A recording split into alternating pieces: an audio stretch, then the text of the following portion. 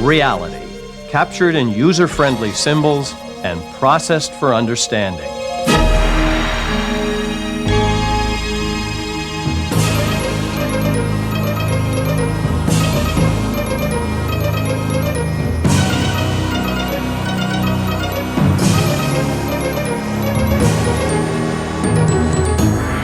The Idea Channel.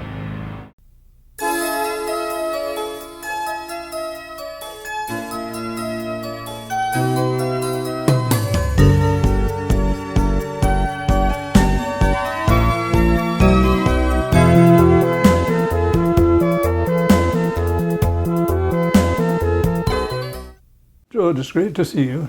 I'm very much looking forward to your comments on everything. So, what do you want to start with?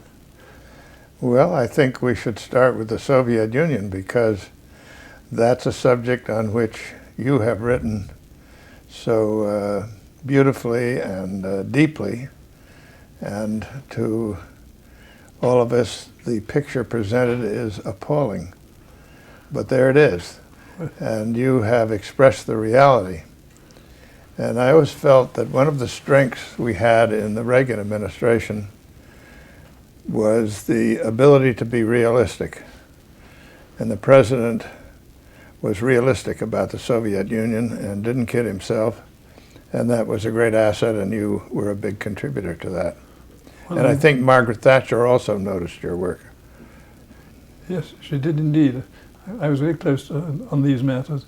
But the thing was, there was so much in the West which didn't know about it. So many in the West knew nothing about it. They remained ignorant in spite of everything we knew. But you knew it all the time.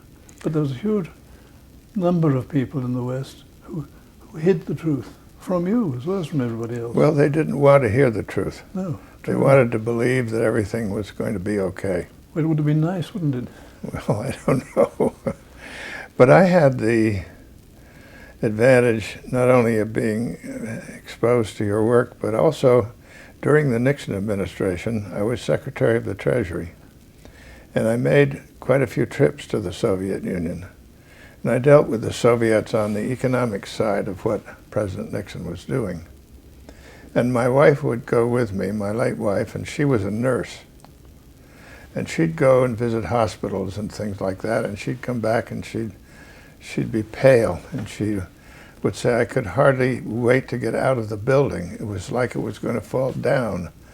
And I wouldn't work there as a nurse. It's so unsanitary and so on. And you just knew that this was not a society that was a healthy one. Well, she could see that. She could see it. And why so many people in the West couldn't, including, I may say, diplomats? Well, I once went, after I'd been negotiating back and forth with the group there, I went for a weekend in the Black Sea. I was on my way from Nairobi to Moscow, and Ambassador Dobrynin, their ambassador in Washington, said, why don't you stop in Sochi and have a weekend? And I was taken to a very substantial, relatively new building, which was where we were to stay, and was obviously built on an old estate of some kind. And I remarked on what a solid building it was, and my person accompanying me said, well, we wanted to show you this so you wouldn't think that everything good in Russia was built by the czars. And I thought, what a revealing comment that is. Well, one of the, not the same sort of thing, one of the oddest things I came across in Moscow, we were being driven past a nice, well-built block. And I said, that looks a well-built block. Yes, it was built by German prisoners of war. That shows there's something wrong in the system. I mean, that wasn't economically, it was wrong for some other reason. The German prisoners weren't being paid anything. It was just, they had the habit of building right. How awful to think of. We had an interesting moment here at Stanford when President Gorbachev visited us. He was still in office, and he came here to a certain extent to visit me because I'd gotten to know him pretty well. He stayed in the Soviet ambassador's residence in San Francisco. It was a beautiful day, and that residence looks out on San Francisco Bay and the Golden Gate Bridge. Then he rode down the beautiful Route 280, came in the Oval at Stanford, and he got out of the car and he looked at me. He said, "George, I see you now live in paradise." But anyway, he had asked that there be a seminar with some Stanford luminaries, and so I arranged that. And I asked for for everybody to assemble the day before to kind of go over what we would do, and to my surprise, people came. And one man was there who was an earthquake expert. And there had been an earthquake in San Francisco and a similar sized one in Armenia. And in San Francisco, most things stayed up, and in Armenia, everything fell down. So the earthquake guy called me up and he said, "Suppose I say to Mr. Gorbachev, we had similar sized earthquakes, everything in San Francisco turned out okay, and everything fell down in Armenia." So I said, "Why don't you just say the first part?" Which he did. And Gorbachev, without skipping a beat, said, "We had a similar sized earthquake in Armenia and everything fell down." And the reason is not because you know a lot more about engineering than we do. We've had earthquakes and we are pretty good engineers. You may know some things, but we understand that. Our problem is that we can't get people to build things according to the engineering specifications. That's why our buildings fell down. And I thought, again, it was a very revealing instant analysis by him of what was wrong. Yes, I was at that meeting, and I was very much struck by Gorbachev. Here's somebody telling the truth about the Soviet Union, saying they fell down because we didn't keep the law. Yeah. The laws were not enforced. Right. That was the first time I'd heard anybody from Moscow to talk reality. I was actually astonished. Well, I want to ask you a question. Gorbachev was unlike any of the Soviet leaders I had met before. And you can't help say to yourself, how did the Soviet system manage to produce at the top such a different personality? What do you think is the answer to that? Well, I think they had a long years and years in which gradually the truth was coming through to the top. I think what one found was when you went there, that, say, the student grandchildren would know a certain amount that was gone wrong, and gradually to seep upwards. And similarly, I think you say somewhere that the Shevardnadze, when he was foreign minister, why he was some good was he had actually had a job in Georgia which involved making decisions, whereas the top level, the Politburo and the foreign ministry, were cut off from reality completely. That was a different point. But they were cut off, but it gradually broke through. Eventually there was Tatiana Zaslavskaya, a well-known sociologist, wrote a secret memorandum saying that the economy was going to pieces, and it got through. We heard about it 20 years later. It was printed. But similarly, you remember Shevardnadze said to Gorbachev, they were together on the beach at Potsumi. He said, "This can't go on." I mean, if your big lakes start drying up, you can't actually ignore it in quite the same way. There's a physical fact in front of you. Well, if you take Gromyko, with whom I dealt a lot, somebody said when I took office that I had to be careful because he had such a great length of experience, and he had dealt with X number of presidents and secretaries of state and so on. I said, well, he has a certain experience, but I have a different advantage. I've lived in my country, I've worked in my country, I've worked in universities, I've worked in businesses, so I know something about my country. And Gromyko really has had no experience in his own country. He's lived in the U.S. When he goes back, he's in a little cocoon. Yeah. And they shop in special places and they go to the same privileged areas, and they don't really have much of an idea of what the country's really like. I think that's true. Brezhnev's daughter, niece, I think, was over here. and wrote about that, saying Brezhnev and his people knew nothing about what was going on. They, as you say, they went to these special shops. But do you think they'd know? No, they didn't. They knew about it in theory, but they took it for granted. You could go to a special shop and get wonderful foreign food. Have you ever been? Did you ever go to a local special shop, a local in say Vyazma or somewhere? Even these special shops were pretty bad by Western standards. Mm-hmm. These were the shops for the elite. Imagine what the ordinary people were living on. But there was another incident that I had with them that made an impact on me. When I was in the economic arena, when I was Secretary of the Treasury in the early 1970s, I went there. And there was a guy named Patolichov who was my opposite number. He was a tough old communist. I got to know him. He was a pretty good guy in his way. Anyway, after we'd gotten through negotiating in Moscow, we were to go to then called Leningrad. So to my surprise, he accepted a ride on my Air Force plane. So we're sitting on the plane, and he said, "What would you like to see in Leningrad?" And I said, "Well, I want to see the same thing everybody else wants to see. I want to go to the Hermitage, I want to see the Summer Palace, and he said, "Nyet! First we go to the cemetery." So that's what we did. And we got to the cemetery, and there's kind of a place up above that you stand on, and you look down, and here's this big alleyway, and on each side are these huge mounds of mass graves.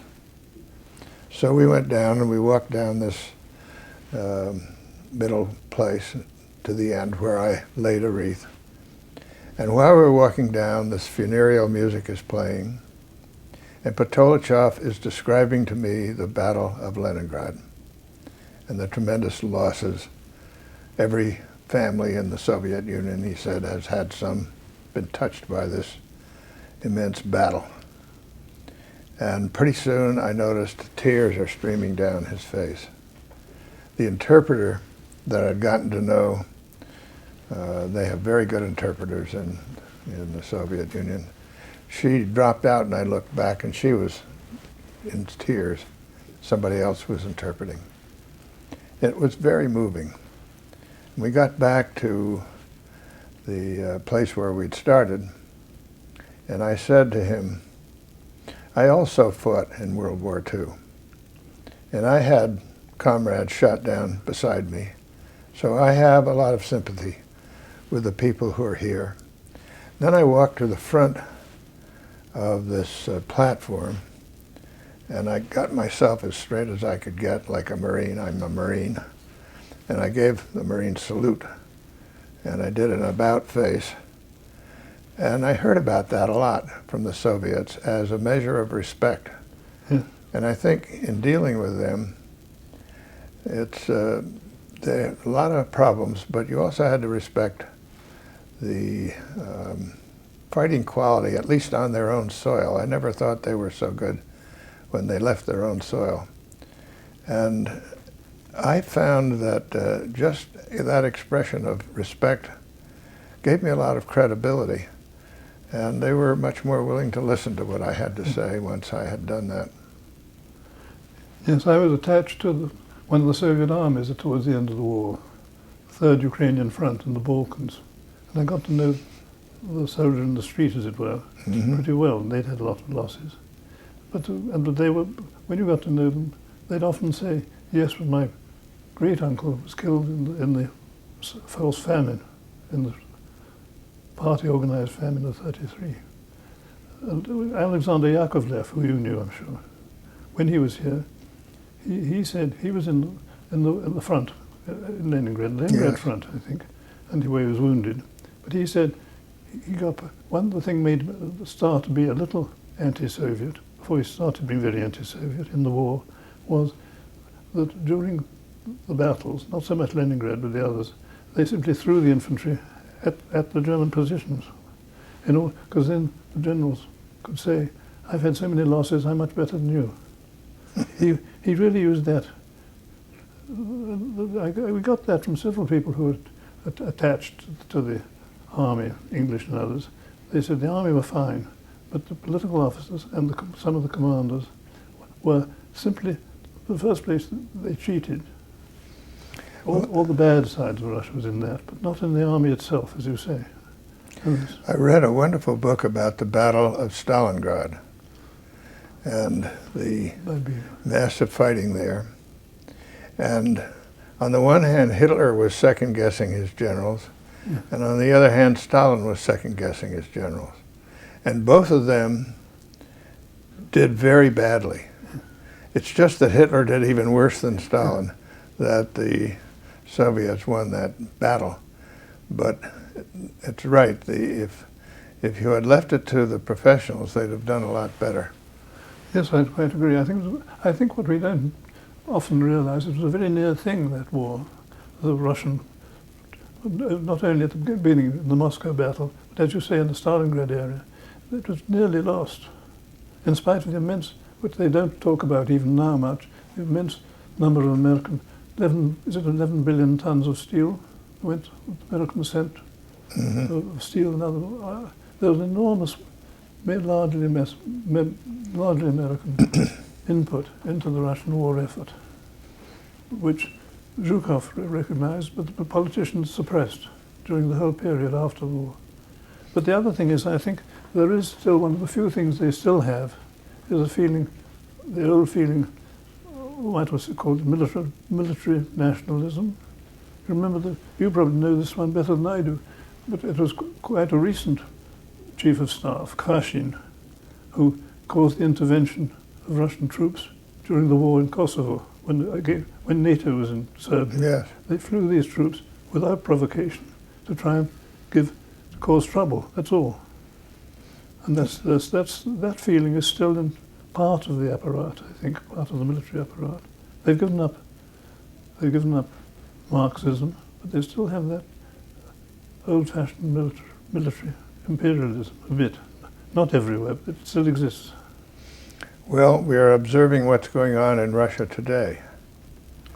And it seems to me, if you're a student of history, you're not surprised to see Putin assuming more power, and you're not surprised to see these imperial instincts exerting themselves with respect to the Ukraine, with respect to Georgia and other places that they call it the near abroad, but they want to make it nearer and nearer. Yeah. That's pretty obvious. Well, they've given up the universal attempt to turn the whole world into communism, and the whole theory is gone, but they still have that, even if it's only local, or semi-local, as you say, like in Moldova and places. But it's a difficult habit to get out of. I was in Moscow in October of 2005, so not long ago. And the traffic is the worst I've ever seen. And there are lots of cars now. It didn't used to be in the old days. The only cars were the big shots limousines going hither, thither, and here. But now it's full of cars. And they haven't learned how to control traffic. No. So people come to an intersection and they go as far as they can into the intersection. And the light changes, they're there, and the people who want to go this way can't go, and everything gets blocked. Traffic is... But it's also true, there's a lot of enterprise there, and you see there's a tremendous amount of creativity, people who are smart and ingenious. But the corruption, as far as I can see, is almost unbelievable. It's so widespread. And one manager of a company said in our meeting, he said, the last time I wanted to build something, I had to get 126 sign-offs. So now he had to pay for each one. So that's pretty bad. That's very bad, but mind you, that existed in the last decade or two of the Soviet Union as well. It was highly corrupt, it was quiet. Now it's fairly open. Mm-hmm. Then it went through the time when the corrupt people were fighting each other, when they had hired gangsters to shoot each other down. That seems to have eased off. It seems to become establishment, the corruption. But it does mean their economic system hasn't worked since these points were made in the 12th century, 13th century.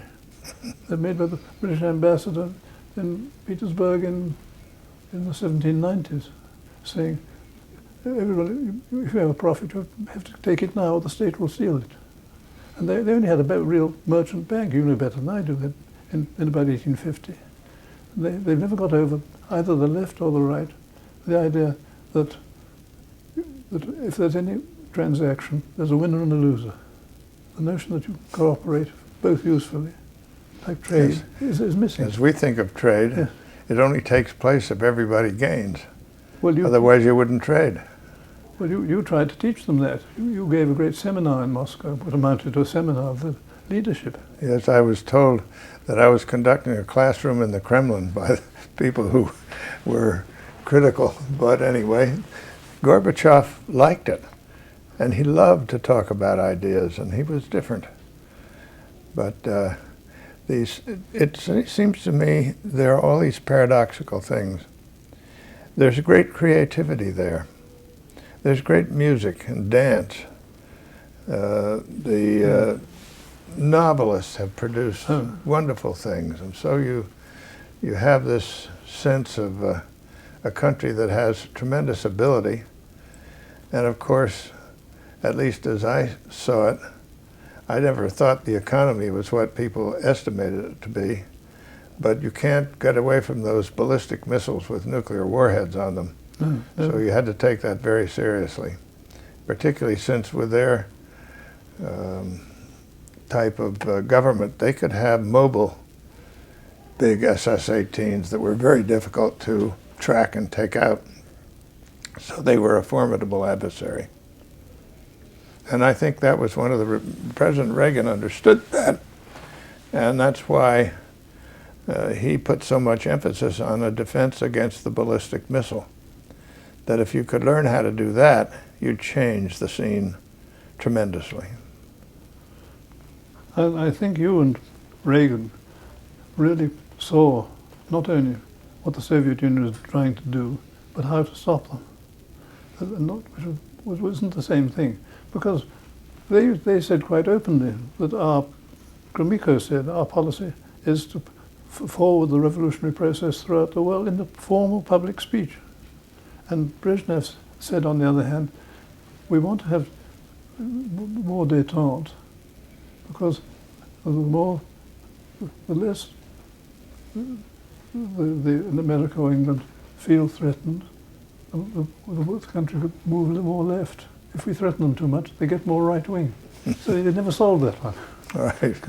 Because they produced this détente, and then they had to give in on some things, but not much.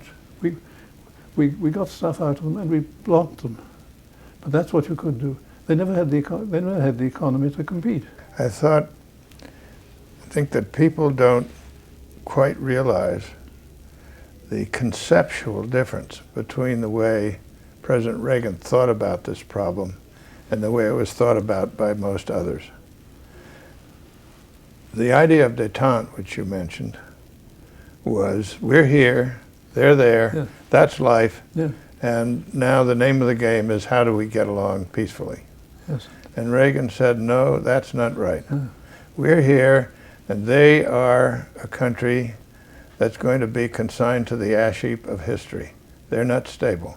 Yeah. They have powerful weapons. So we need to deal with them, but don't make the assumption that they're going to be there forever. They aren't. They weren't. And then the other thing in which he parted company was the idea of linkage. And you remember when the Soviets invaded Afghanistan, President Carter said he was shocked, and he learned more in the last few days about the Soviet Union than earlier in his life. And he shut off everything. No contacts. Couldn't go to the Olympics. Couldn't do anything. Everything was linked to Afghanistan. And President Reagan didn't agree with that approach. For one thing, if you say that you'll do something over here, if they do something over here, then they'll do something bad in the human rights area and then let go of it, and you're supposed to compensate them for that, play that game. So he didn't want to play that game. So by contrast, when they shot down a Korean airliner, we led the charge in condemning that and trying to do something about it. And President Reagan was asked if he was surprised the way Jimmy Carter was, and he said, no. What do you expect of an evil empire? And so the fact that he wasn't surprised meant that he had much more flexibility of action. And we sent our arms control negotiators rather ostentatiously back to Geneva. So it was a different conceptual approach that Reagan used based on more realism. I think one can find that in your dealings with the Russians, when they said we must have the solution this year, and you and Reagan said, no, we'll wait another year. We don't care. It worked. They thought they'd got you into a corner. You couldn't argue. Well, President Reagan loved negotiation. Yeah. He did a lot of it when he was head of the Screen Actors Guild. Yeah, yeah. And he and I used to talk negotiating stories. And of course, one of the things you know if you've done any negotiation is that if the other side sees that you're anxious for a settlement, you're not going to get a good settlement. So sometimes we were criticized for not making deals more quickly, and we said, well, we're interested in making a deal, but only if it's a good deal. We're not interested in a bad deal just for the sake of a deal. Reagan's background reminds me of Ernest Bevin when I was in the Foreign Office in England. He was foreign minister. He'd been in the right, what they call right wing of Labour, as a head of a big trades union. So, and when he was negotiating with Moscow, he said, this chap Molotov, he talks like a bloody communist. He'd come across them in negotiation, and of course Reagan had it in Hollywood, I imagine. Yes, he did. So he knew how they had something to, had some background. Right. And even before he went into foreign affairs. No, Reagan was extraordinary. The first time I met Reagan, when he just failed to get the nomination from Ford, a long time ago. Mm-hmm. And they asked me in London, staying near the American Embassy, and I saw him for about 2 or 3 hours. And my impression was twofold. One, that he had perfectly clear ideas, but he didn't think he knew it. He wanted, when he talked something, he wanted to find out things. Now I've come across so many politicians who have ideas and think they know everything. Right. But he had perfectly sound, sensible, everything perfectly genuine, or very clear enough. But he wanted to know more. Well, and we have seen in these essays that our Hoover colleagues, Kyron Skinner, Marty, and Annalise Anderson, have published Reagan in his own hand. We see all the 700 essays that he wrote out in his own handwriting, and he's setting forth his views on all these matters, and this was before he was president. So he had thought rather carefully about many of these subjects before he went into office. And it always seemed to me people remarked on the fact that he had such a strong backbone on things, that the reason why he stood by his ideas was that he had thought them through, and he understood why he believed what he believed. And it wasn't because he put his finger up in the air and saw which way the wind was blowing. It's because long before he was president, he had thought about these matters and come to a conclusion about them. You presumably provided a lot of the economic knowledge, which I know nothing about economics, of the whole period. Reagan presumably wasn't trained in economics. Well, he was a pretty good economist in the sense that he understood broadly what was going on, and he had ideas that he stuck with. And I was his economic advisor before I was Secretary of State as a pro bono head of something called the Economic Policy Advisory Board. And I had a lot of good people, like Milton Friedman was a member, and so on. And we'd go about every couple of months and talk to him about economic matters, and it was very rewarding, I think, and helped him a lot. But when I was Secretary of State, I came back from a trip to Europe, my first stint, and I went and gave him a report. And he said, said, I know you're busy with the things of the Secretary of State, but you used to give me economic advice. And I don't want you to be stepping on the toes of the Secretary of the Treasury and so forth, but nevertheless, if you have any good ideas, I'd like to hear them. So I thought about that. And he came out here for vacation at Christmas time, and I came out. And I had a little talk with Bob Hall and Milton Friedman separately about what could be accomplished if you eliminated preferences in the tax system by way of reducing the marginal rate of taxation. And this would cause the economy to move forward very well. So I went down to the Annenbergs for a New Year's Eve party where he went. And on the December 31st, we had a golf game. Became a traditional golf game. And I said, I'd like a few minutes privately with you. I have an idea. You asked me for ideas, I've got an idea. So we retired to a little room by ourselves, and I said, there is a free lunch. And if you advocated eliminating all these preferences, you could have an equivalent of cutting the marginal rate of taxation. And the way they score these things, they assume that the economy doesn't change because of that. So you can make it come out even, but what will really happen is the economy will move forward rapidly as a result of these changes. And I have the authority of Milton Friedman and Bob Hall and other people in economics to do that. So he liked that idea. And he said, why don't you, you're going back, why don't you tell that to Don Regan, who was the Secretary of the Treasury? And I did. And I said to Don, the President is interested in this, and I'm the messenger, and I'm out of it now. I'm not going to step on your toes, but if there's ever a cabinet meeting or anything where you're looking for support, you can count on me. So he developed that, and then Jim Baker, when he became secretary, worked on it. And the 1986 Tax Act was exactly that. It took out a lot of preferences, reduced the marginal rates of taxation, and I think it's the unsung hero of the prosperity that we've had since then. So as you were saying earlier, President Reagan was a man who had clear views, but he was always looking out for new ideas, new information, and so on, and was willing, if he thought they were sound, to do something about it. But you and he ran into a lot of opposition on these points. I mean, they sound almost obvious, even to illiterates like myself economically. But lots of people didn't believe it, partly because they believed that the sort of thing they had in Russia isn't quite the same thing. But it's not only Russia. Look at France.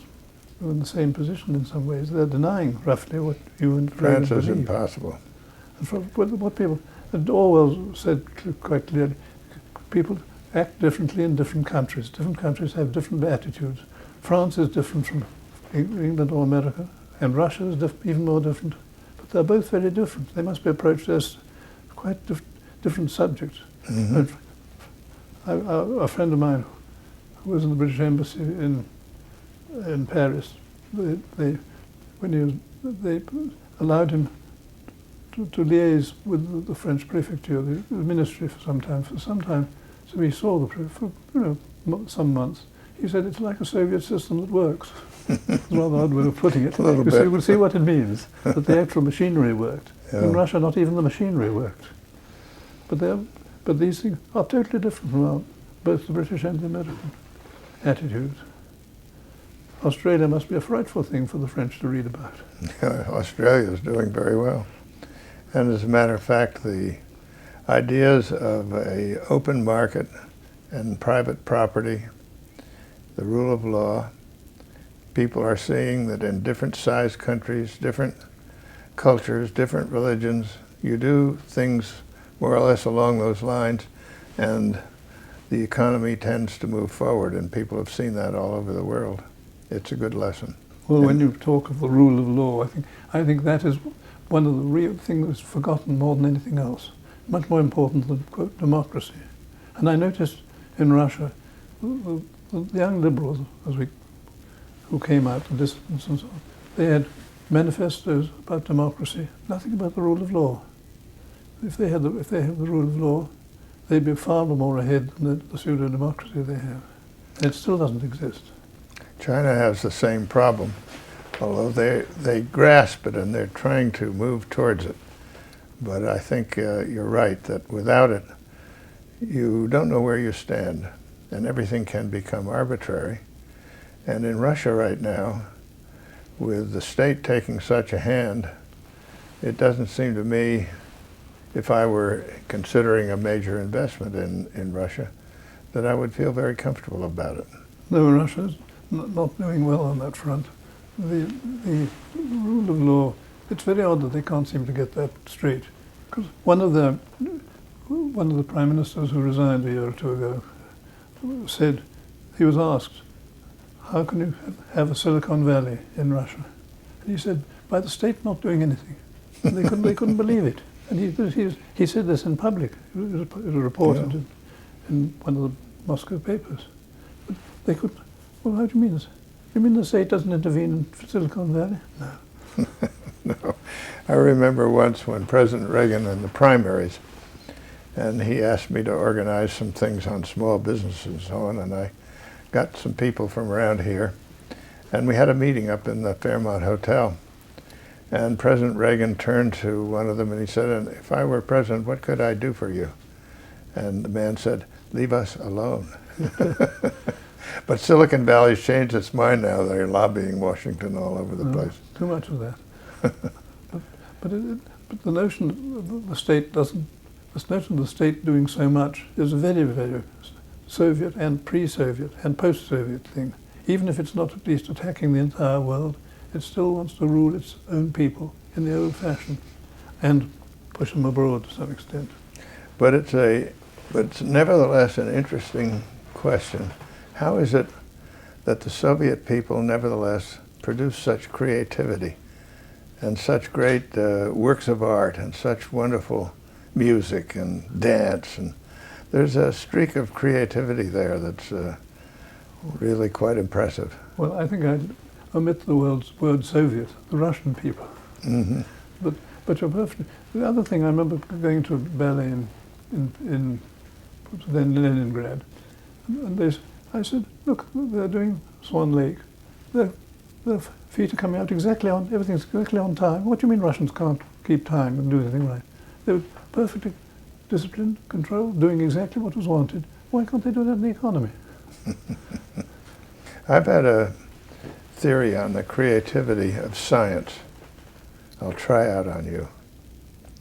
And it is that if you have a culture where there are great creative artists in other fields, that it infects the scientists. And their instinct of creativity is greater as a result of that. Like Sakharov. And I've felt that like Sakharov, he's as good a physicist, I guess, as the world has seen, and yet he lived in this environment, and it was part of the creativity, and it led him to part company with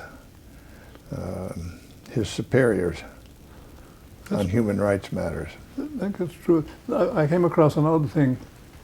Sergei Vavilov, the physicist, the brother of a famous biologist who died in prison. There's a book called something about Marxism, on the anniversary of Marx's something or other, in about 1930. And his contribution said, it was a strange thing, in Russia, even in the old Russia, before Peter the Great, there was not only no science, there wasn't even any pseudoscience. How can we account for that? I don't know. But this was said publicly by a physicist. And he wasn't in trouble, except when his brother was in trouble. But that's an extraordinary thing to say about, to look back, and nobody was doing anything that even resembled or pretended to be a science till the 18th century. But then it emerged, and you've got good science. You have to say they produced ballistic missiles, they produced nuclear weapons, with whatever they may have done by spying. And I must say they were very good at putting bugs in walls and so on. There's a streak of creativity there. Well, they had to do it, but when they were doing, I think probably the same thing we said before, that when they,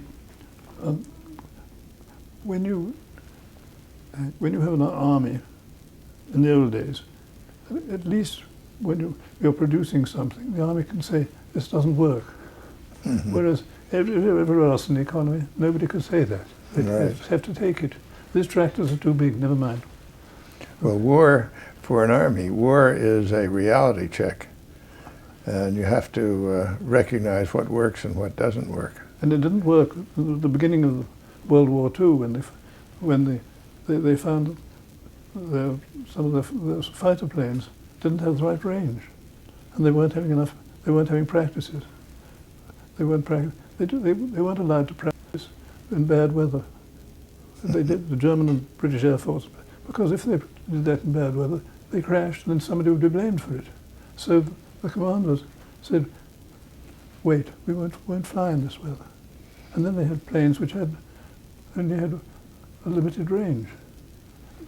That's why in the Finnish War and in the early part of World War I, they were badly under-equipped. They'd done a huge amount of input, but they learnt that during and after the war. If you are constrained by the idea that you can't afford to fail, Yeah. you never try anything, and you wind up falling back, failing. That's what's the fault of the Russian economy, basically. It's among them. There are a lot of faults. But yet I keep coming back to the fact that there is this streak of creativity and yeah. drive that's impressive. Russian creativity is, I mean, when you read Chekhov or Pushkin or anybody, I gave a talk that's one of the troubles, in Petersburg once, and said, right, what I'd like to look forward to in Russia is the free elections between Sakharovites and Solzhenitsynites. And one of them, these are intellectuals in the audience, and one of them said, yes, but one of them would win, yes, but then the other one wouldn't be right, he'd be wrong. Well, no, you haven't quite got the idea. Yeah. They're still to learn that. It was a curious, it's an odd experience with Russians. You have, and you've been contributed immensely to our ability to work with them realistically by writing with such clarity and by laying it out for everybody to see who is willing to see. Well, And it had a big impact on Margaret Thatcher, yes. and the Reagan-Thatcher relationship Yes. was a very productive one. I see we're getting a wave, and so we need to say, Bob, thank you so much for coming in and having this conversation. It's always fun to talk to you, and you're such a knowledgeable person. That's a special privilege. Thank you, George. I had great fun. Good.